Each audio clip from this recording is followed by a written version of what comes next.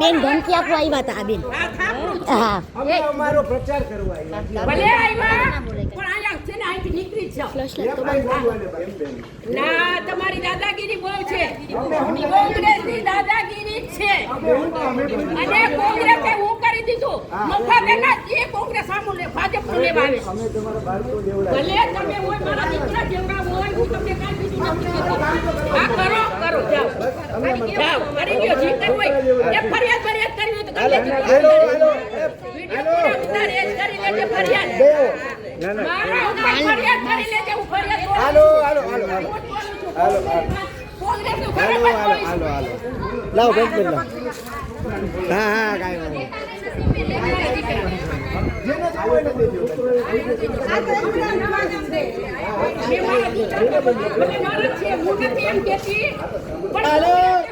આપનું કામ કરો